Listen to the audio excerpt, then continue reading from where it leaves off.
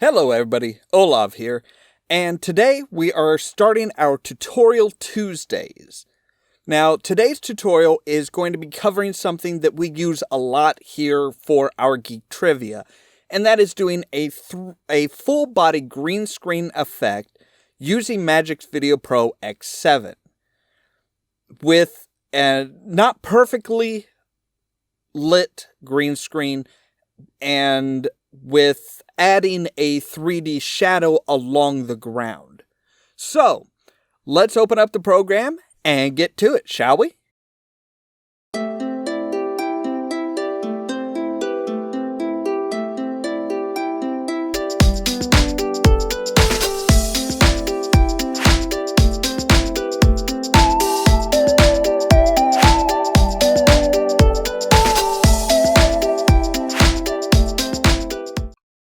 Okay, so here we have our Magix Video Pro X7 opened up. First thing we're going to want to do is we are going to want to drop in our background. So there's that. And we also want to drop in our performance. And we're going to want to drop our performance in on level 4. And do not adjust because I want everything to actually be full 60 frames per second, not 59.95. Now obviously, our photo length is quite a bit different than our full length. Now up here we see what our full length is. So it's 6 minutes, 26 seconds, 53 frames. So we change our duration for the photo to that and it's going to match our performance. Now, I did go ahead and have this X'd out so we can't see it, so we can see our photo. Now, if we come to Effects, we come to Size and Position, we want to change this width to 1920, which is going to match our final output of 1920 by 1080. We want to move it up a little bit. We want to center it on the X-axis here. And now we're ready to bring in our performance. Now, as you can see, our performance, we have a lot of stuff in the background that we don't need, that's not green. So we select our performance, we come down to movement and movement effects, and we take section.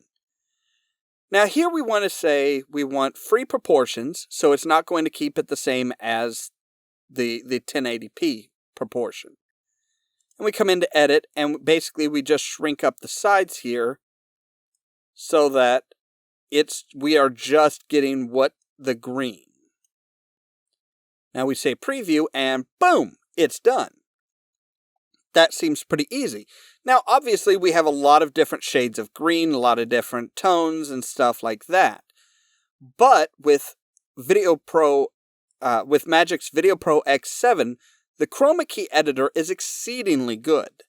So if we say green, it takes out most of it right off the bat.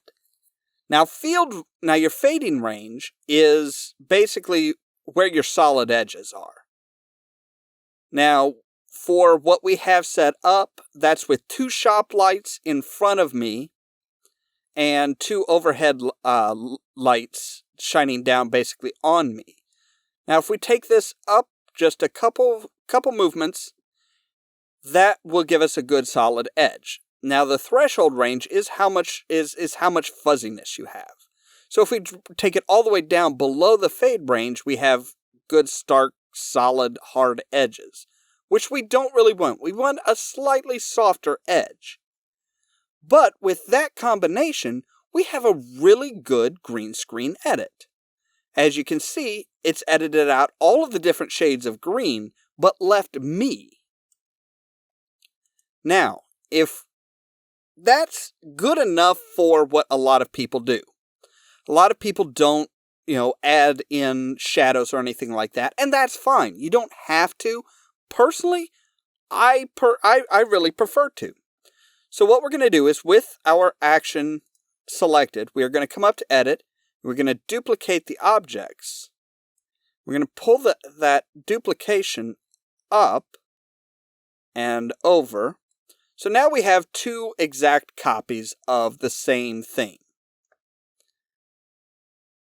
With the bottom copy, we are going to want to bring the brightness down so that it is an actual shadow. Now we're going to go to 3D Distort, and we're going to say, we're going to lay him down. Boom.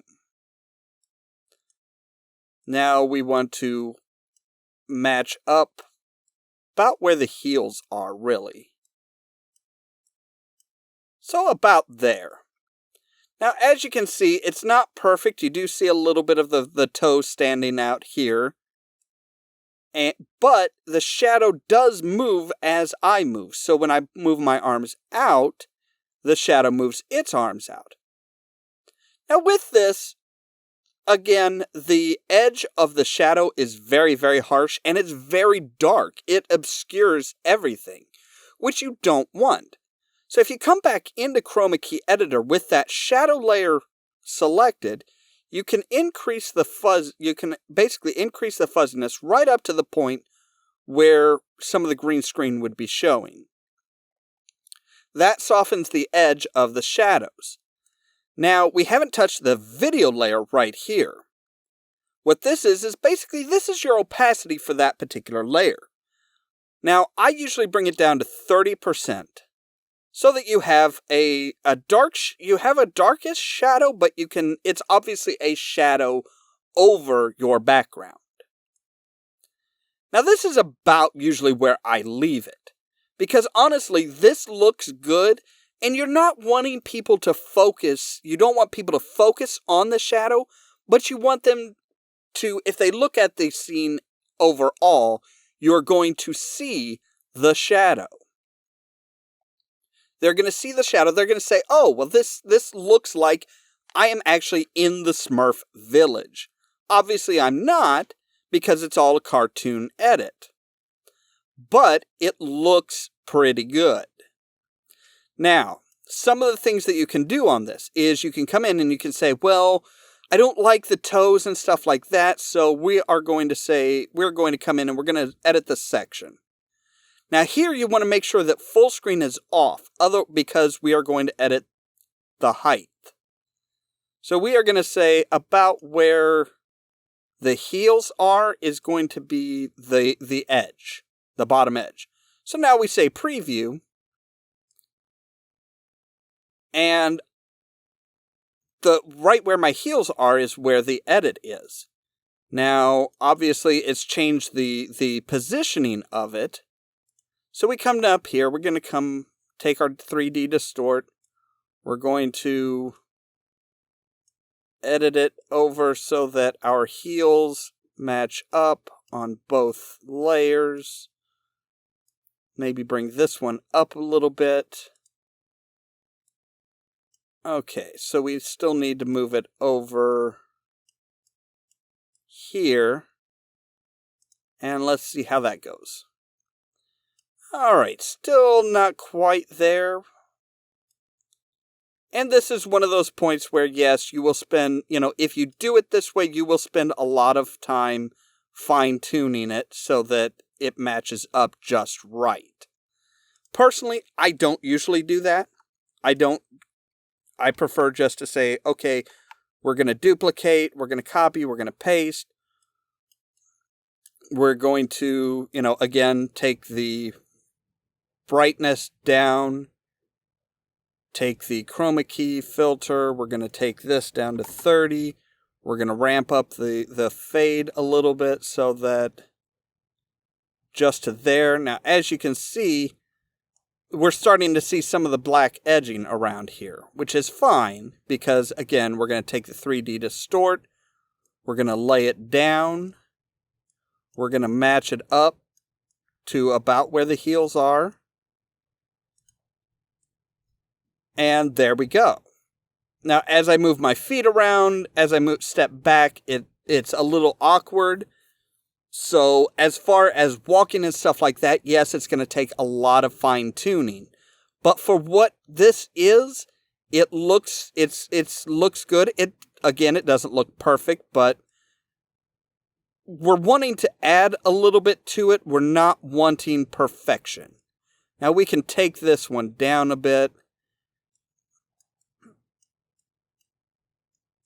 And let's see where that is. maybe bring it in, bring it up a little bit, and there we go. And like I said, I'm not going for perfection because I don't want people to focus on that shadow. I want them to focus on what's going on what's being said. Now, if you really want to go a bit more in detail, you can, again, duplicate this layer, come up here, bring the brightness down, not on that, on this one, bring the brightness down, bring the chroma key down to 30, and when we do the section, we do, again, free proportions, edit, full screen off, because what we want to do is we are going to take it down and we're going to take just the feet. Just the feet. So now we say preview and boom. Now if we say there, maybe bring this down just a... Nope. Okay. Now here we want to click the maintain proportions off because we want this section down. But we want to maintain it so that the toes are identical. So now, if we click off of that, we have, now you can see a little bit of overlay as far as where my heels are in reference to everything, which is a bit of a problem. And again, it's fine-tuning everything. It's all about the fine-tuning here. So let's take a look and see this. That looks good. I'm very happy with how that worked out. There's not really any overlay. The legs move when I move. We have shadows around the feet as well. So that's a really good edit. And that took about 12 minutes. Now, here's a portion where you really want to think about it, is if you bring in somebody, like for my Smurfs Geek Trivia, I brought in Brainy Smurf for a portion of it. Now, Brainy is really, really big, so we click on Maintain Proportions, so that as we change the height, everything changes, and we put him about where I am, and in my review I stated that a Smurf's height is about the same as my knee. So we have it there, and we are just going to change that photo length to 2 minutes. Now, if we come up here and we duplicate that object,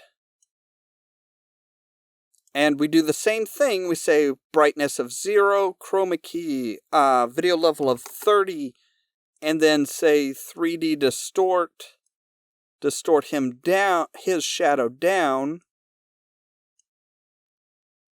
Now that is going to add a lot to the effect, because now he has a shadow similar to mine, which is kind of important because that adds to the idea that in this scene, there is some light source over here that is casting a shadow.